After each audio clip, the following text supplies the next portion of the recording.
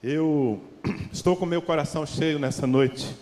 Uma palavra que Deus plantou em mim e eu creio que pode definir muitas coisas na sua vida. O tema dela é resgata o teu destino.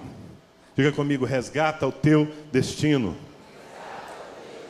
Não, eu não sei se você notou na minha expressão, mas essa frase tem uma exclamação no fim.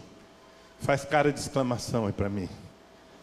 Não, essa sua cara é de reticências, pontinhos. Eu quero uma cara de exclamação quando você disser, resgata o teu destino. Talvez os irmãos estejam intimidados porque estão falando para mim, não é? Então, que tal fazer cara de profeta, olhar para essa pessoa que está aí ao seu lado e dizer para ela, resgata o teu destino.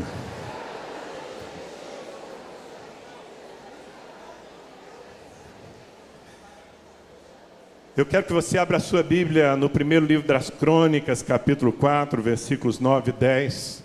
E vamos torcer para que essa coisa aqui atrás de mim funcione. Mas se não funcionar, a sua Bíblia funciona, tá bom? 1 Crônicas, capítulo 4, versículos 9 e 10. É uma biografia. Em 2 versículos, a vida de um homem é contada.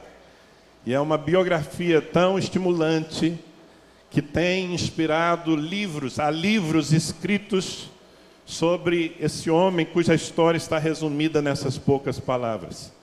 Milhares de pregadores, incluindo eu, têm se referido a ele como uma fonte de inspiração.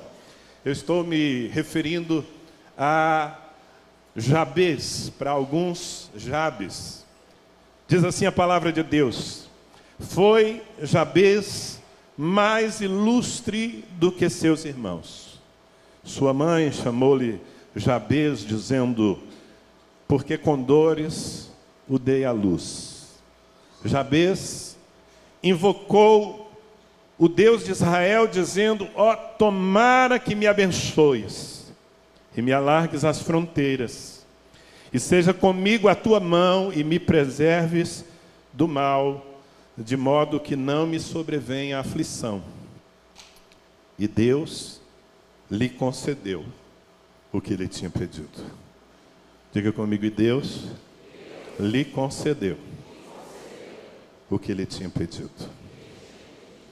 Resgata o teu destino. Que destino é esse? Do que eu estou falando?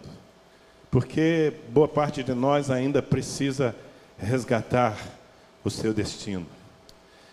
Amados, eu tenho absoluta certeza pela palavra do Senhor que nenhum de nós foi criado para o fracasso, nenhum de nós foi criado para a insignificância, para a irrelevância.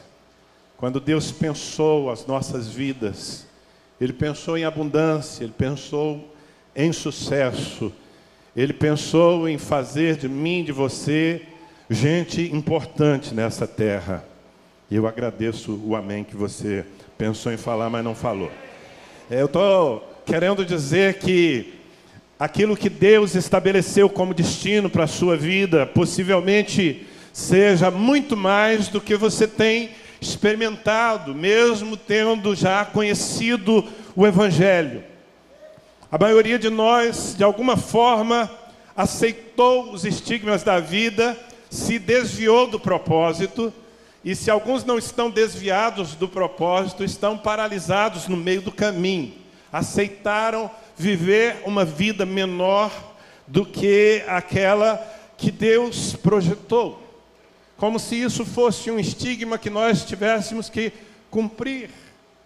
Há uma boa parte de nós aqui que estamos acomodados com o nível de vida que temos.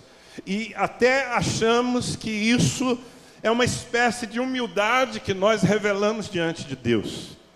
Porém, lendo a minha Bíblia, e eu poderia passar todo o tempo que eu tenho aqui, mostrando para você argumentos bíblicos que demonstram que Deus criou você pensando grande. Quando Ele pensou a sua vida, Ele disse, sucesso. E Se a minha palavra não é suficiente, eu vou tentar te dar a palavra de Deus, ler apenas alguns dos inúmeros versículos da Bíblia que nos revelam essa intenção de Deus de fazer de cada um de nós pessoas bem-sucedidas, a despeito da nossa trajetória, a despeito do que nos aconteceu no meio do caminho.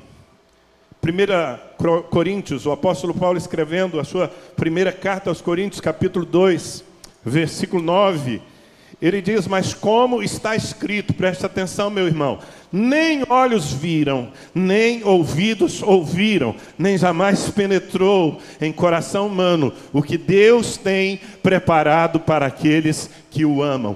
Alguém ama ao Senhor de coração aqui? Pois bem, então é a seu respeito, nem olhos viram, nem ouvidos ouviram, nem jamais você imaginou, e ninguém imaginou tudo o que Deus tem preparado para aqueles que o amam. Salmos 35, versículo 27, diz: cantem de júbilo, e se alegrem os que têm prazer na minha retidão, e digam sempre: glorificado seja o Senhor, que se compraz na prosperidade do seu servo. Quem é servo de Deus aqui? Você tem certeza que você é servo de Deus?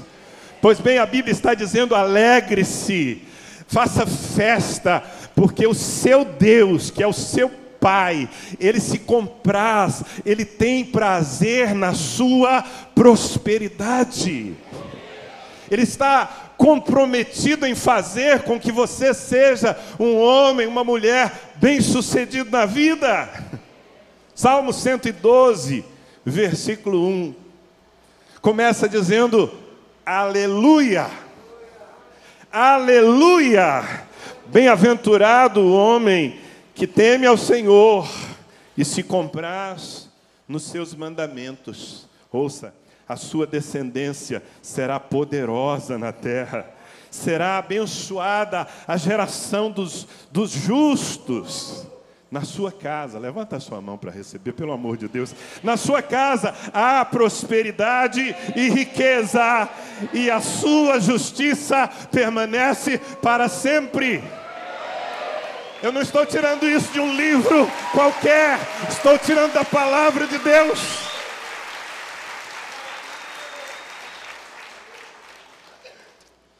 Bem, se esses versículos não forem suficientes para convencer você que o seu destino é um destino de êxito, quem sabe o que o próprio Jesus disse lhe convença? Quantos de vocês creem nas palavras de Jesus? Alguém que acha que Jesus mentiu algum dia na sua vida? Não, ele se proclamou como a verdade, disse: eu sou a verdade. Em João 10:10, tão conhecido o texto, mas nos esquecemos. Jesus disse: o ladrão vem somente para roubar, matar e destruir.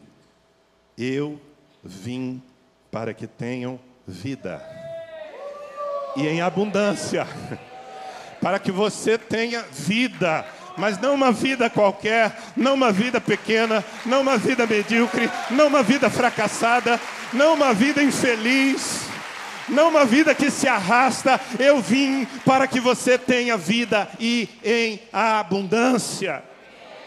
Será que quando Jesus fala de abundância, Ele está usando um superlativo, Ele está falando daquilo que de fato é a vontade do Pai para nós?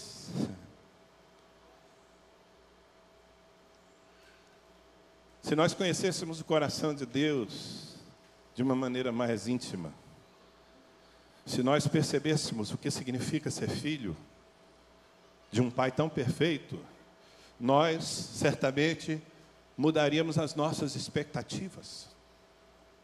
Nós não nos acomodaríamos a certas situações que parece que nos foram impostas para sempre. Deveria ser comum nós olharmos uns para os outros e dizermos de todo o nosso coração: meu irmão, eu te amo tanto, eu quero te ver prosperar, prospere em tudo.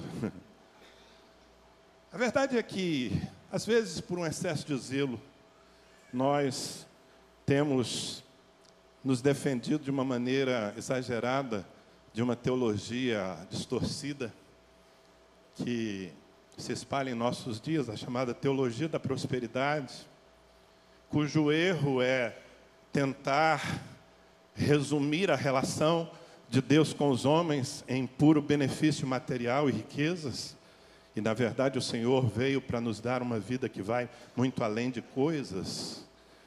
Mas, às vezes, tentando fugir do exagero, da ganância,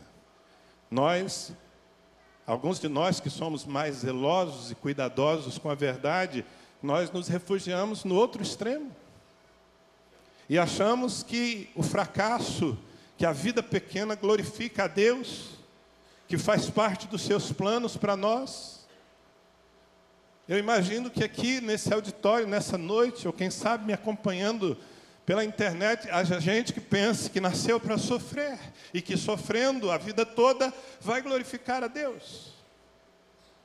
Embora eu não negue que muitas vezes sofremos, enfrentamos tempos difíceis e aflições, e que nas aflições nós podemos e devemos glorificar a Deus, meus amados, eu não reconheço que o Senhor estabeleceu o sofrimento como destino para nenhum dos seus filhos. Esse não é o Deus que a Bíblia me revela.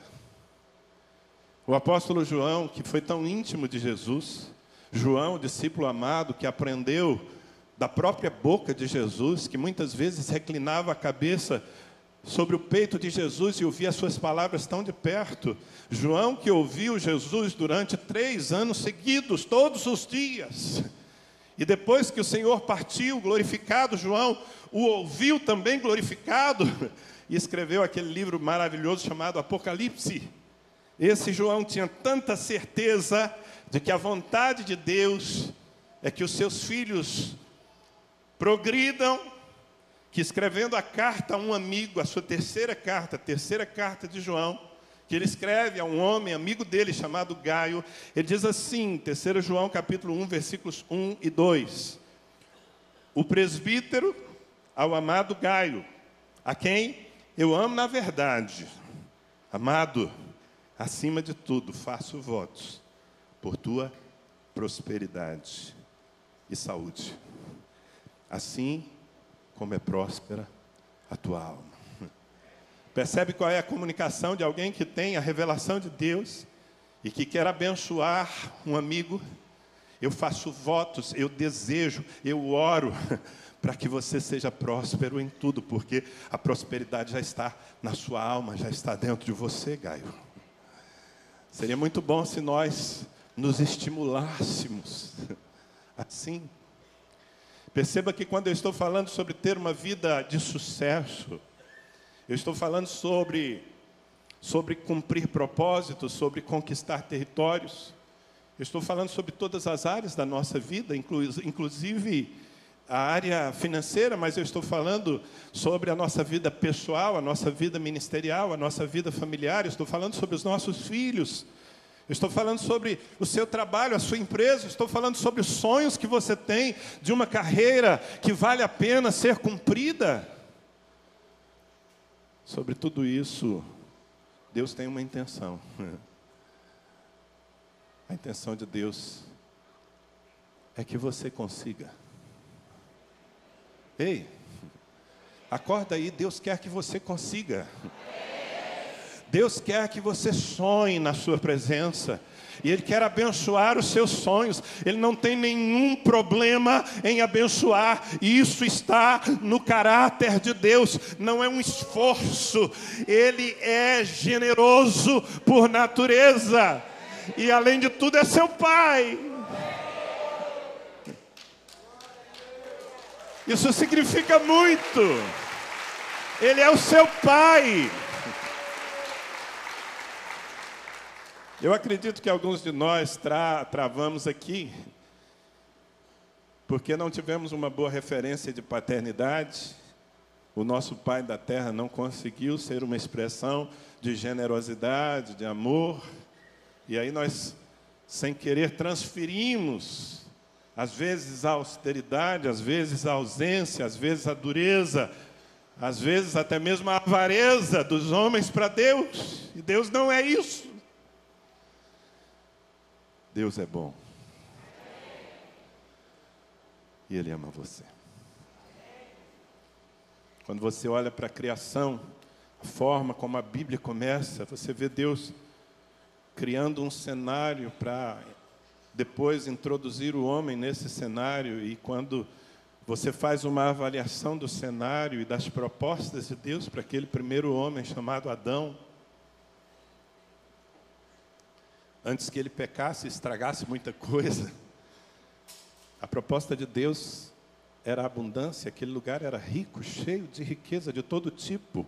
A maior delas é que o Senhor estava ali todos os dias e falava com Adão e se relacionava com ele como alguém que fala com seu amigo.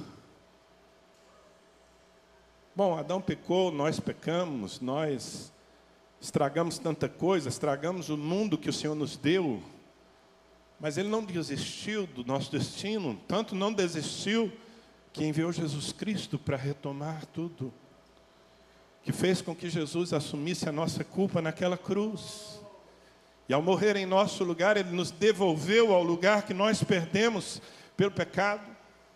A Bíblia começa assim, ela termina assim. Leia o livro de Apocalipse e tente enxergar com a sua imaginação como é que as coisas vão terminar, se é que eu posso usar esse termo, porque na verdade elas não vão terminar, porque nós estamos indo para a eternidade. E você não vai encontrar nem miséria existencial, nem miséria material, nem miséria relacional, nos novos céus e nova terra que o Senhor já tem projetado, assim como no começo da criação, tudo é abundante. Ele não desistiu desse plano. O problema, meus amados, é que, desde que nós fomos gerados, Satanás tem trabalhado duro, usando pessoas e circunstâncias para nos diminuir.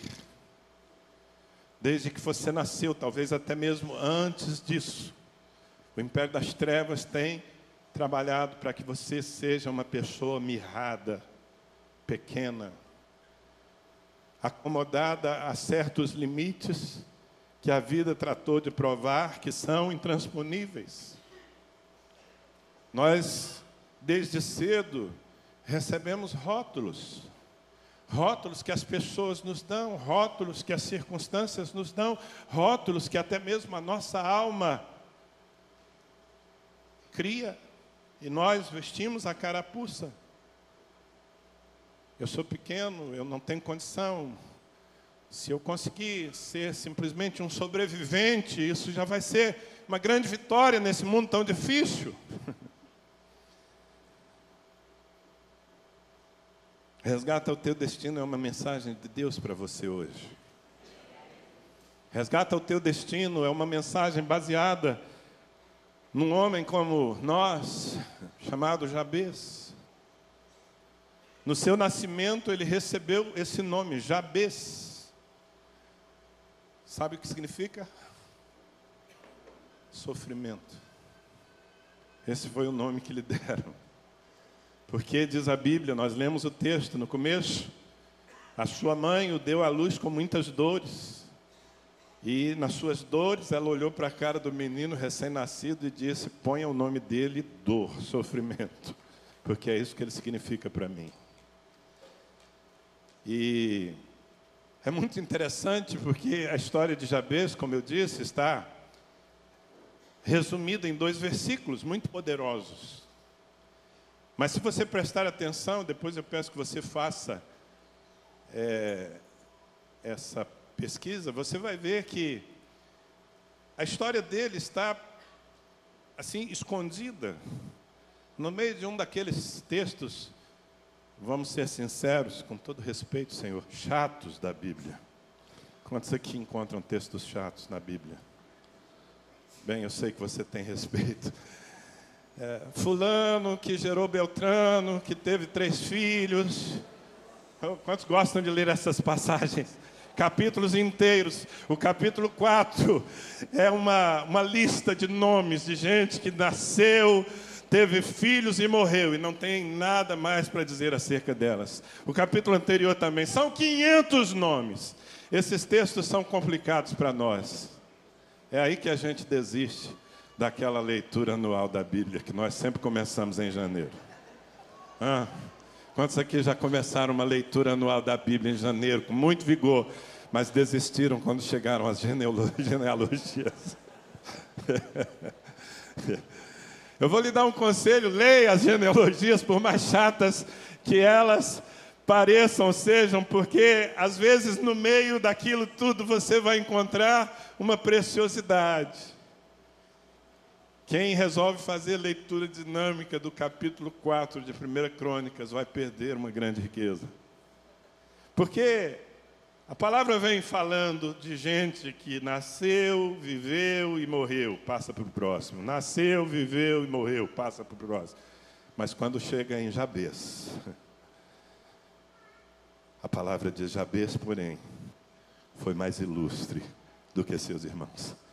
Sobre esse aqui nós temos que parar e falar.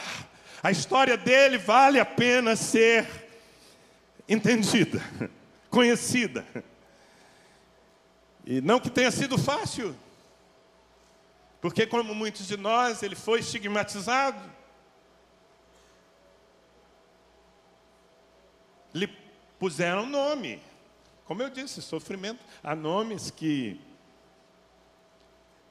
não dizem muito, não dizem coisas boas, não é? Esse era um deles. E ele tinha tudo para ser mais um. Talvez, durante um bom tempo, respondendo à chamada na escola, sofrimento presente. Talvez por algum tempo ele tenha acreditado que ele nasceu para ser uma fonte de sofrimento, de angústia, de fracasso.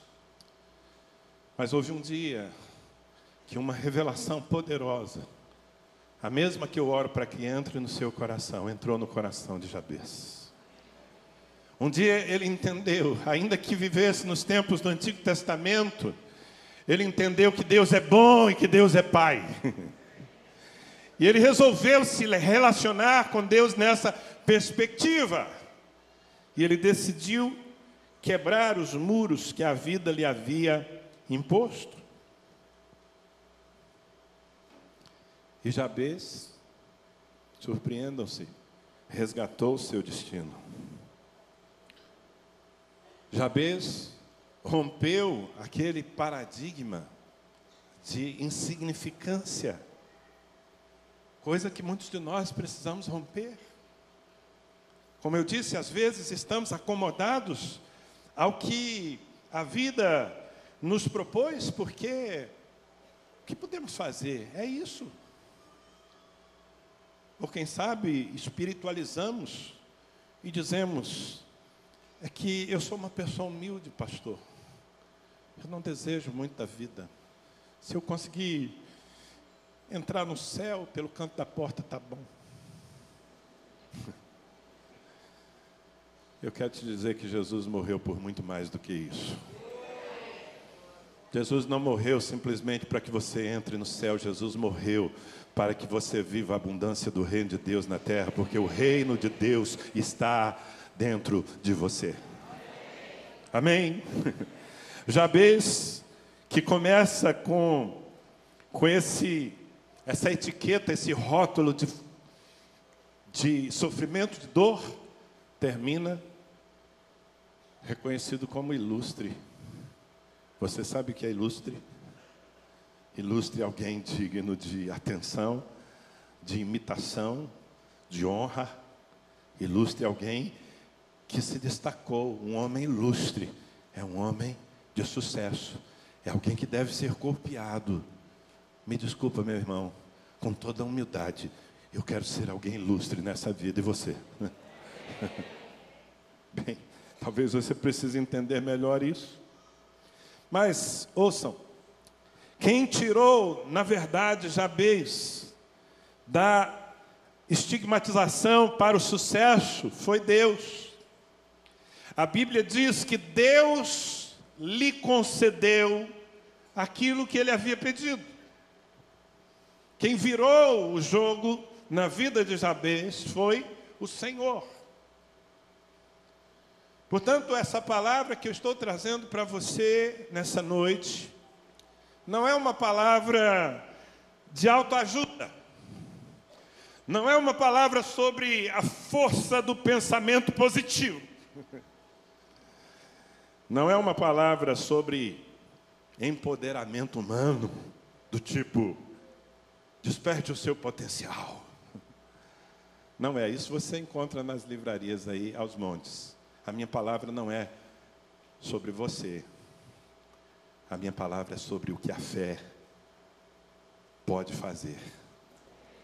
A minha palavra é sobre como convencer Deus a entrar na sua história e romper com os limites que lhe prendem no estágio atual da sua vida. Foi Deus. Se você quer ser uma pessoa abençoada e de sucesso, você precisa que Deus intervenha. Que Deus intervenha no seu casamento, que Deus intervenha na sua vida profissional. Talvez você seja um dos muitos que se esforça bastante. Nos esforçamos tanto, trabalhamos tanto, corremos tanto, nos dedicamos tanto às nossas famílias, às nossas casas, e parece que quanto mais nos damos, menos colhemos, porque estamos na rota errada. A palavra de Deus diz: maldito o homem que confia no homem e que faz da força do seu braço o seu argumento. Não é sobre confiar em você. É sobre não apenas confiar em Deus, mas é sobre convencer Deus a agir em seu favor.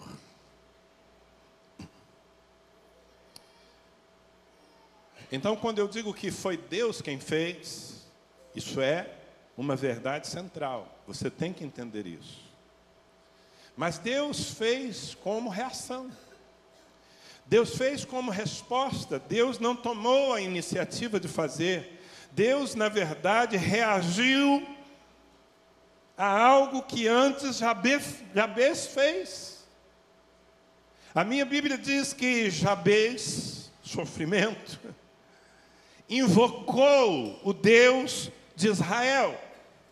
Jabez orou dizendo, e aí temos a sua oração. E é justamente essa oração que convence o Senhor. E eu gostaria de propor aqui que não foi uma única oração, embora a Bíblia não diga isso, mas eu deduzo que aqui temos o resumo da história de um homem. Eu realmente acredito que a oração de Jabez, na verdade, foi feita muitas vezes por ele, com palavras distintas, mas sempre no mesmo sentido. E foi a oração de Jabez que convenceu o coração de Deus a entrar em campo. E eu posso garantir para você que se Deus entrar em campo, a sua vida muda, você vira o jogo. Se o Senhor entrar em campo, você vira o jogo, meu irmão. Então, nós precisamos convencê-lo a entrar em campo.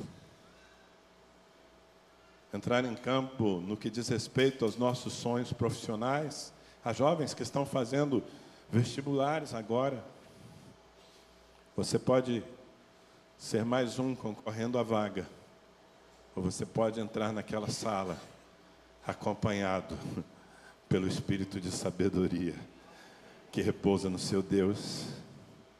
Não lhe substituir, não anula a sua responsabilidade, mas certamente faz toda a diferença. Meus irmãos, o grande segredo de Jabez foi a oração. Diga oração. Esses 2 versículos da palavra que trazem a biografia desse homem que recuperou o seu próprio destino, na verdade, são um testemunho sobre oração.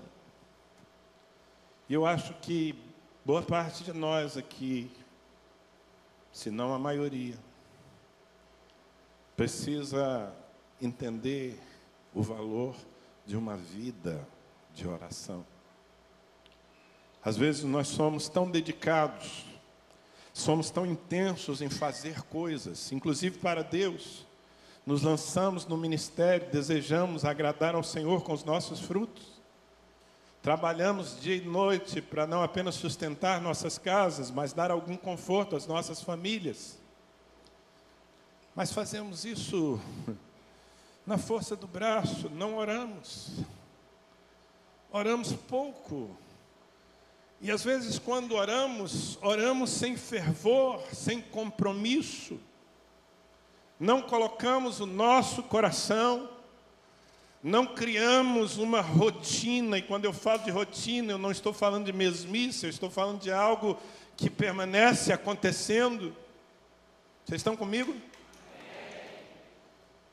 E eu posso dizer com toda convicção que um dos motivos pelos quais nós, salvos pela graça de Jesus Cristo, regenerados pelo Espírito Santo, instruídos pela palavra que somos, ainda continuamos vivendo vidas medíocres, porque oramos pouco acerca de nós mesmos e dos nossos sonhos. Gastamos tanto tempo fazendo e pouco tempo convencendo Deus de entrar no jogo. Isso é um grande erro. O segredo de Jabez foi o seu clamor. E o clamor de Jabez revela, na verdade, algumas chaves essenciais para nós resgatarmos. Tem gente aqui que tem que resgatar o seu destino. Foi perdido. Você simplesmente está se arrastando debaixo dos rótulos que Satanás quis colocar na sua vida. Alguns talvez não tenham perdido o seu destino, mas estão travados, não conseguem passar de fase, sabe? Os meninos que gostam de videogame, passar de fase na vida é muito importante. Mas às vezes nós estamos presos numa fase e precisamos entender que a oração... Mas que oração? Não é qualquer oração. Não é qualquer argumento que move o coração de Deus. Posso garantir isso a vocês, não é? Jesus mesmo disse que não é pelo muito falar que nós seremos ouvidos. Jesus disse, quando vocês forem orar, não fiquem usando de vãs repetições, porque isso é coisa de religioso.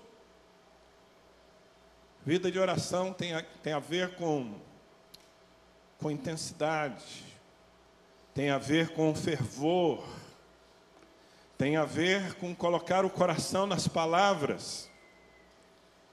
A vida de Jabez foi mudada porque ele invocou o Senhor, e eu já expliquei aqui, não faz muito tempo, o que significa invocar. Invocar tem a ver com dar voz a um desejo, vocar, invocar. É chamar Deus, é clamar para que Deus venha. Você precisa invocar o Senhor, não apenas em relação à sua salvação espiritual, porque a Bíblia diz que todo aquele que invocar o nome do Senhor será salvo. Quantos aqui já invocaram o nome do Senhor? Quantos já chamaram Jesus para ser o Senhor da sua vida? Quem? Confirma para mim? Talvez você nunca tenha chamado Jesus, quem sabe você pense que já nasceu com Ele, você está enganado. Jesus só entra em porta aberta, você tem que abrir a porta e dizer, bem-vindo Jesus, entre na minha vida, seja o meu Senhor e o meu Salvador. Você tem que falar, porque com o coração nós cremos e com a boca nós confessamos. E talvez haja gente aqui que ainda não invocou o Senhor no que diz respeito à salvação, mas a maioria de nós já o fez. A minha pergunta é se você tem invocado, se você tem clamado, se você tem orado ao Senhor, se você tem feito a sua voz ouvida para que Deus entre no seu negócio, no seu emprego, nos seus estudos, na sua saúde, no seu casamento, na sua vida profissional. Esse foi o segredo dele. Ele invocou, ele chamou, ele clamou, ele orava. E quando prestamos atenção no teor, diga teor. Quando prestamos atenção no teor das palavras que Jabez dizia diante de Deus, nós começamos a entender por que a vida dele mudou. Porque ele resgatou o seu destino e se tornou um ilustre na terra. E a primeira coisa que eu aprendo aqui de curioso, olhando a oração desse homem, e que eu quero transmitir para você nessa noite, é: dê valor à bênção de Deus. Eu vou falar de novo. Dê valor à bênção de Deus. A maioria de vocês não entende ainda o que eu estou falando. Dê valor à bênção de Deus. Jabez orava com muita intensidade, dizendo, como eu gosto dessa tradução, eu gosto desse sabe? Esse me diz que tinha paixão nessa oração, que tinha um desejo, que tinha exclamação: tomara que me abençoe, Senhor. Jabez estava todos os dias dizendo: Senhor, o que eu mais preciso na minha vida é da tua bênção, me abençoa, Deus. Ele queria muito, ele valorizava muito a bênção de Deus. Ele entendia quão decisivo é isso na vida de alguém. E porque entendia, Jabez tratava de perturbar Deus. Me abençoa, me abençoa. Quantos de nós estamos todos os dias na presença do Senhor dizendo: Deus, me abençoa? Às vezes nós não fazemos porque somos tímidos, nós pensamos, eu acho que Deus pode se ofender. Sabe, irmãos, eu estou orando para que Deus quebre um certo espírito de escravidão que ainda reina na mente de muitos de nós, ou de orfandade. Alguns de nós têm um Pai Celestial, mas continuam vivendo como se fossem órfãos espirituais. Não conseguem olhar para Deus como um Deus generoso, como um Deus interessado em fazer com que nós realmente sejamos felizes. E eu duvido que alguém aqui consiga ser feliz no fracasso. Jabez não tinha medo de ofender a Deus, porque, embora ele vivesse nos tempos do Antigo Testamento, quando a revelação de Deus ainda era limitada em relação ao que nós temos hoje, nos tempos da graça, no Antigo Testamento, Deus se mostrava na sua santidade como um Deus austero. Mas parece que pessoas como Jabez, como Davi, como Moisés, que viveram nos tempos do Antigo Testamento, entenderam a paternidade de Deus melhor do que nós que vivemos depois da cruz. Porque essas pessoas entravam na presença de Deus com liberdade, enquanto nós continuamos entrando cheios de dedos, como se estivéssemos nos apresentando diante de um estranho. Vou dizer de novo algo que precisa explodir dentro do seu coração: Deus é seu Pai. E por melhor referência que você tenha de paternidade humana, não se compara a quem Ele é, porque Ele é um Pai perfeito. Amém? E valorizar a bênção de Deus, na verdade, vai ser resultado de nós entendermos o que significa abençoar. Você sabe o que é abençoar? A gente vai vivendo e os costumes vão mudando e às vezes coisas preciosas são perdidas. Quantos aqui são do tempo em que olhar para alguém mais velho, principalmente para pai e mãe, suscitava um pedido? Sua bênção, meu pai. Sua bênção. Quem aqui é do tempo da bênção? Oh. Você já tomou a bênção dos seus pais? Continua tomando? Parou por quê? Porque parou. Parou por quê? Essa semana eu falei com uma tia minha, com quem eu não falava há bastante tempo. Ela mora na Bahia. É uma jovem de 98 anos.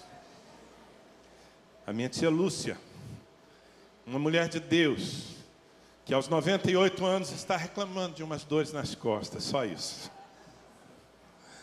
Essa semana eu peguei o telefone para falar com ela, e quando ela disse alô, eu disse, sua bênção, minha tia. E ela disse, Deus te abençoe, meu filho. E eu não estava cumprindo um protocolo simplesmente. Eu queria a bênção que há na vida dela. Se eu chegar aos 98, como ela chegou, já vou estar no lucro. Sua bênção, minha tia. Mas nós não entendemos o que é a bênção. E por isso nós não fazemos questão. Você deveria estar sempre perturbando os seus pastores, os seus pais, os seus líderes, dizendo, me abençoe o meu trabalho, abençoe a minha mente, porque eu vou fazer uma prova importante, eu vou fazer uma entrevista de emprego, me abençoa. Mas a maioria de nós não entendeu o poder que há nisso, porque não entende o que significa abençoar. Sabe o que é abençoar? Literalmente, abençoar é falar bem. Fica mais fácil nós entendermos isso no espanhol. Porque no espanhol, abençoar é bem dizer. Diga bem dizer. Você está falando espanhol, irmão, parabéns. Bendiciones, bênçãos. Que me bendigas. Bem dizer, pense na palavra. Abençoar é dizer o bem. Quando você ora como Jabez, quando você diz, Senhor, me abençoe, você está pedindo, Deus, fala alguma coisa boa a meu respeito. Senhor, abre a tua boca e fala a meu respeito.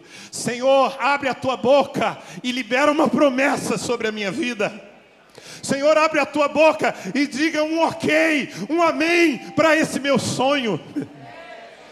E eu posso dizer para você que se Deus abrir a sua boca e falar algo a seu respeito, está feito, porque há poder na palavra que sai da boca de Deus. Ele criou o mundo pela palavra, Ele sustenta o mundo pela palavra do seu poder. Por isso é tão importante que você insista e que você diga, Deus me abençoe. Abençoe a minha vida, os meus planos, o meu esforço, a minha família, o meu trabalho, a minha saúde.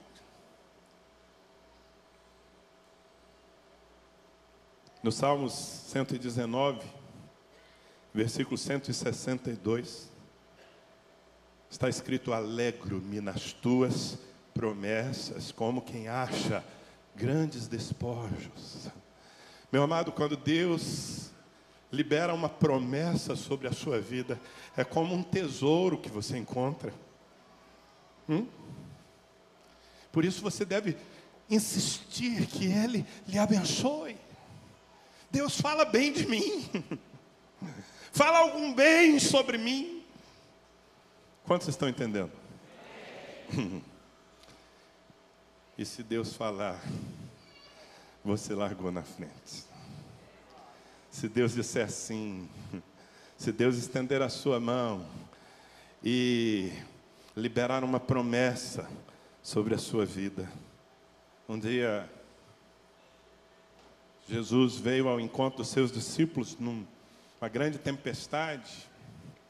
E, a princípio, eles ficaram com medo porque viram aquele vulto no meio da noite, andando sobre as águas. Mas, logo que puderam discernir que era Jesus, Pedro disse: Senhor, se és tu, manda que eu vá ter contigo. Pedro estava pedindo: me abençoe. Senhor, eu estou com vontade de tirar uma onda também. Senhor, eu gostaria de andar sobre as águas. Eu gostei desse negócio aí. Eu quero ir, mas Senhor, tu me abençoas. E Jesus disse: vem, Pedro. Pronto.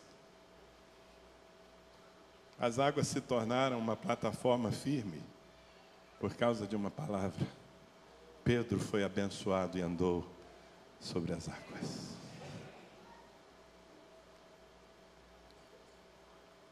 Eu acho que nós deveríamos gastar mais tempo pedindo a bênção de Deus. Eu acho que nós perdemos um pouco dessa revelação. Terminamos um culto como esse, se o pastor diz: você que quer ser abençoado, corra aqui. Uma parte das pessoas vem, ávidas por receberem uma mão sobre a sua cabeça e uma oração. Mas a maior parte do tempo, a maior parte do auditório talvez vai estar mais preocupado em como chegar àquela porta. Porque não damos o valor devido à bênção de Deus. Isso tem que mudar. Se você quer resgatar o seu destino, isso tem que mudar. Sabe qual é o problema, irmãos? É que a maioria de nós quer a bênção. Se eu perguntasse aqui quem quer a bênção de Deus, todos levantariam sua mão e não precisam nem fazer o teste. Todos querem a bênção de Deus. A questão é que não queremos ao ponto de lutar por ela. Queremos, mas nem tanto, porque não estamos dispostos a insistir, não estamos dispostos a entrar numa noite de oração pela bênção de Deus, não estamos dispostos a separar um tempo de jejum, porque temos um projeto e queremos a bênção de Deus. Preferimos gastar todo o nosso gás nos nossos empreendimentos do que na presença do Senhor. E às vezes os nossos empreendimentos não dão certo. Porque é como se nós corrêssemos para o barco com os nossos remos nas mãos, querendo chegar do outro lado e já colocamos força em remar. E talvez remar não seja o suficiente para lhe levar ao seu destino, seu esforço, sua diligência, seus estudos, seu trabalho, seu suor. Mas você corre para remar.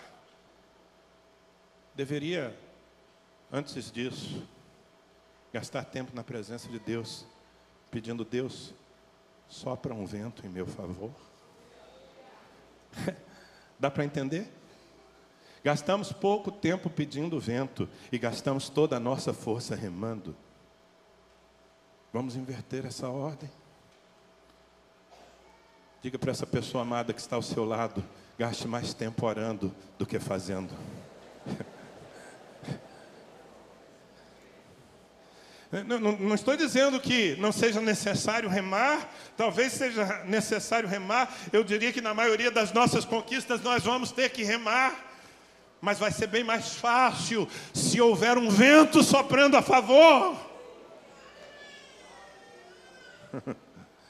Ore pelo vento. Ore pela bênção.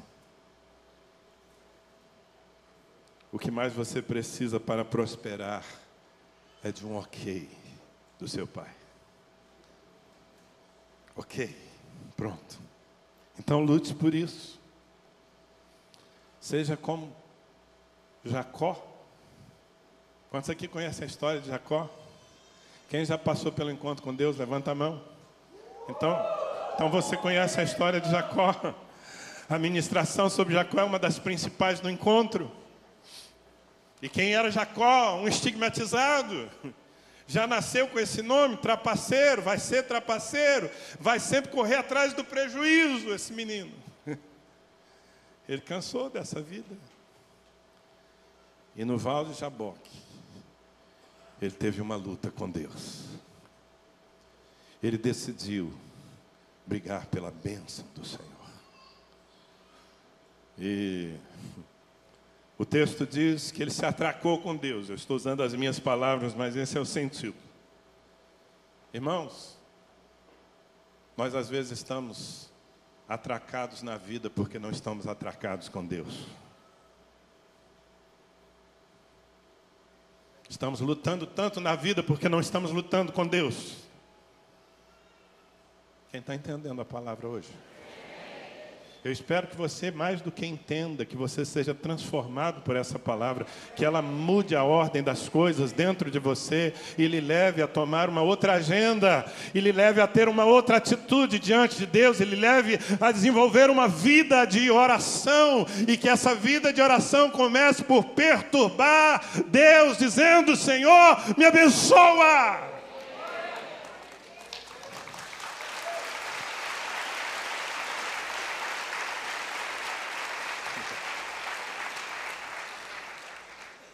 Voltando à história de Jacó, a Bíblia diz em Gênesis 32, versículos 24 e 26, ficando ele só, lutava com ele um homem que era o próprio Deus. Quem conhece o contexto sabe que Deus se apresentou na figura de um anjo que se parecia com um homem. É meio complicado, mas foi assim.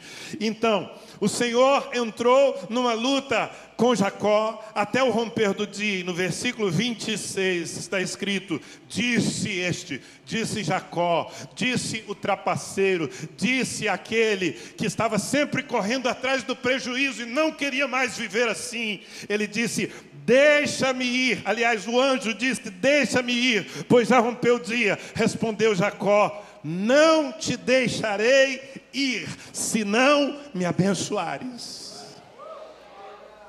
É sobre isso. Não te deixarei ir. Não te darei descanso, ó Deus, se tu não me abençoares. Eu preciso da tua bênção. O meu esforço não será suficiente para mudar a minha identidade, mas a tua bênção sim. E aquele homem que chegou no Val de Jaboque, trazendo essa etiqueta de trapaceiro, saiu dali com um outro nome: Israel, príncipe de Deus. Aliás, já faço um parêntese aqui, quem sabe para estimular um sonho abençoado no seu coração. Amém? Posso? Eu estou negociando com o propósito de que nesse próximo ano de 2019, no segundo semestre, eu possa mais uma vez, porque eu fiz isso alguns anos atrás, levar um grupo de irmãos a Israel e Jordânia. Eu queria que você fosse comigo. Talvez a primeira expressão que subiu à sua mente foi: quem me dera. Mas ao invés de falar: quem me dera, por que você não fala: tomara que me abençoe, Senhor? Eu vou começar a orar por isso, para que o Senhor me abençoe nesse propósito. E se você orar com compromisso, porque na verdade Deus ouve mais o nosso compromisso do que a nossa oração. A sua oração sem compromisso não chega ao céu. O que é uma oração com compromisso? Uma oração com compromisso é uma oração que tem intensidade e persistência. Eu vou falar de novo, porque você tem que entender. Uma oração que revela compromisso é uma oração intensa. Ela não é não, Deus não ouve mimimi. Ela é intensa. Tem exclamação nessa oração. tem sentimento, tem desejo, tem vontade, tem fome nessa oração. Amém? Tem intensidade, mas tem também persistência. Porque às vezes não é orar uma vez, é orar 2, é orar 10, é orar 100, é orar 200 vezes. E aí, tomara que dê certo, eu acho que vai dar, já estamos bem avançados, vendo um bom roteiro que passe pela Jordânia. Eu nunca estive na Jordânia, eu já vi a Jordânia do outro lado do Rio Jordão. É um país vizinho a Israel, mas na verdade a Jordânia tem a terra onde aconteceram grande parte dos eventos que nós lemos na nossa Bíblia. É na Jordânia que está o Val de Jaboque, onde Jacó lutou com Deus. Eu vou ao Val de Jaboque esse ano e estou te convidando para ir comigo. Amém? Bom, tudo começa num desejo. Meus irmãos, é a bênção do Senhor que nos distingue dos outros homens. É por isso que precisamos tanto da bênção. Porque sem a bênção somos como qualquer outro. Você é um lutador? Todo mundo é. Você trabalha, se esforça? Os caras sem Deus, mais do que você, talvez. É a bênção que distingue. Em Provérbios 10, 22 está escrito: a bênção do Senhor enriquece, e com ela, Ele não traz desgosto. Quem quer riqueza sem desgosto? Porque riqueza com desgosto também não quero, não. Mas quem quer riqueza com felicidade, com paz, com segurança? Quem quer? Então pede a bênção de Deus para que você prospere. Quantos de vocês aqui gostariam de ter uma casa melhor? Quantos? Os outros já devem viver numa mansão, estão satisfeitos? Não? Então, se você não vive numa bela casa e você não tem vontade de prosperar, o que Deus vai poder fazer? Mas o que eu quero dizer é que Deus não vai se ofender se você pedir. Deus não vai se ofender, porque Deus nunca se ofende com a fé de ninguém. Amém? 1 Coríntios 1:20 está escrito: porque todas quantas são as promessas de Deus, todas, tantas tem nele, em Jesus o sim, porquanto também por ele, Jesus é o amém, para a glória de Deus, por nosso intermédio. Quando você convence Deus de te bendizer, te abençoar, quando você diz: Deus me abençoe, e Ele diz: ok, Jesus diz amém. Pronto, acabou. Você só precisa de um ok do Pai, de um amém de Jesus. O amém de Jesus já está dado. Quantos estão mais animados em serem crentes hoje?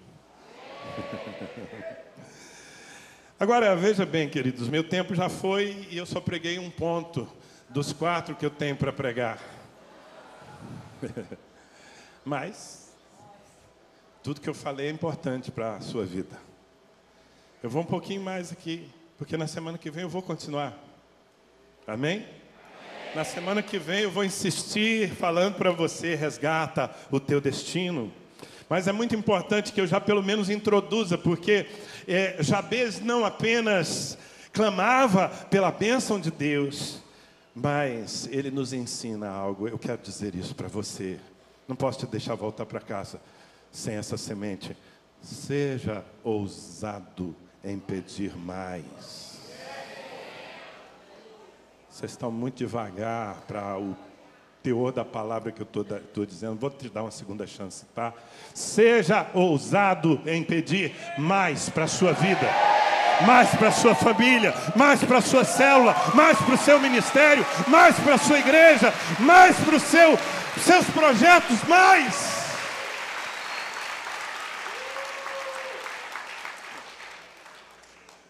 Jabez orava: e me alargues as fronteiras. Senhor, eu quero mais. A vida me deu algo, ok, mas eu quero mais. Me alarga as fronteiras. Estende as minhas possibilidades, meu Deus. Tem um muro aqui ao redor de mim. Eu não estou satisfeito com esse espaço. E eu creio sinceramente que Tu és meu Pai e que Tu estás interessado em que eu vá além disso. Por isso eu te peço, alarga as minhas fronteiras. Era uma oração ambiciosa.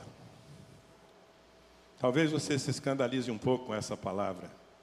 Uma oração ambiciosa.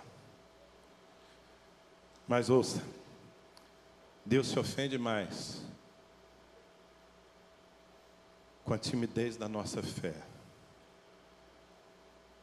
do que com a ambição da nossa fé. Aliás, a ambição da nossa fé não ofende a Deus.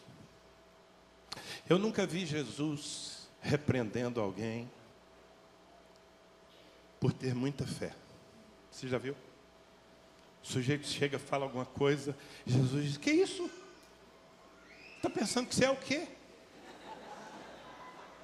É muita fé? Baixa a bola, filho. Você já viu Jesus mandando alguém baixar a bola da fé? Nunca vi. Eu vejo sim Jesus repreendendo, se lamentando por pessoas que tiveram pouca fé. Eu vejo Jesus olhando para os seus discípulos e dizendo: por que sois tão tímidos? Homens de pequena fé. Ao mesmo tempo eu vejo Jesus se alegrando, exclamando diante de uma mulher cirofenícia, dizendo: ó mulher, grande é a tua fé. Nem em Israel encontrei uma fé como essa. Parabéns, minha filha.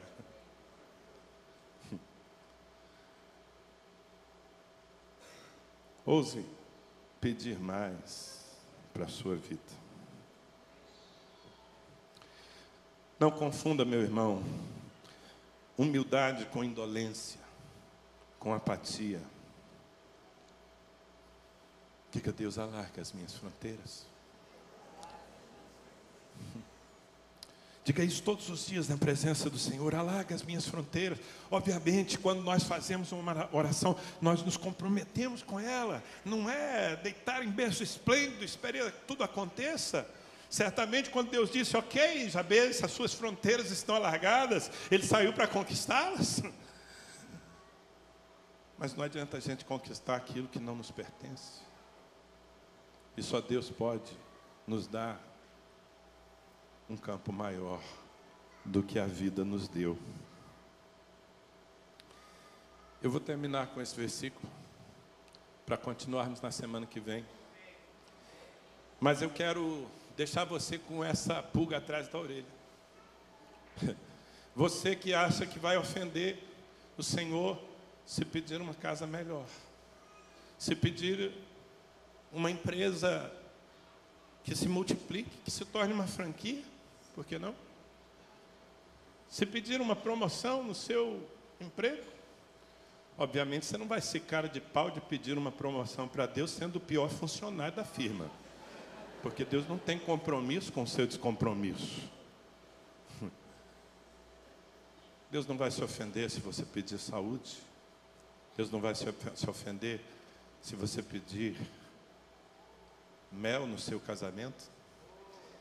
Quem é casado aí? Eu senti que alguns aqui gostaram da história do mel. Glória a Deus. Pede mel. Senhor, me dá mais. E como nós estamos ancorados na palavra de Deus, mais não significa mais uma mulher, mais um marido, tem que ser aquele. Então põe mel, Senhor, nesse negócio aqui.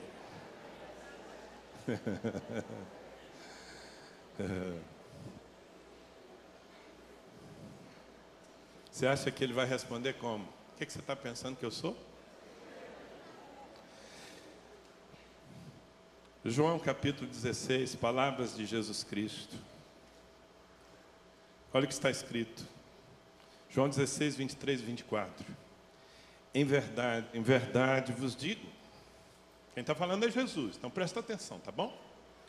Em verdade vos digo, se pedirdes alguma coisa espiritual. É isso que está escrito aí? Não? Em verdade vos digo, se pedirdes alguma coisa ao Pai, Ele vô-lo concederá em meu nome. Quantos já leram esse texto? Na verdade, Jesus está repetindo algo que Ele insistia em falar.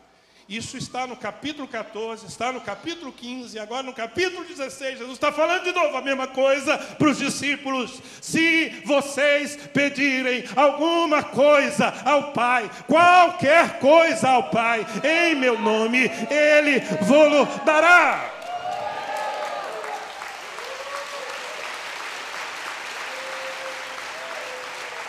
Agora não fica por aí não. Porque no versículo seguinte vem a lamentação. Jesus diz, até agora, nada tem despedido em meu nome. Vocês estão há 3 anos comigo e não pediram nada. Pedi e recebereis, para que a vossa alegria seja completa. Não seja tímido. Relacione-se com seu pai. Ele não é um senhor de escravos, mesquinho, que te dá a ração diária. Não. Ele é o seu pai, que te ama e que está pedindo, por favor, faça provas de mim. Amém? Quantos recebem essa semente dessa noite? Nós vamos dar.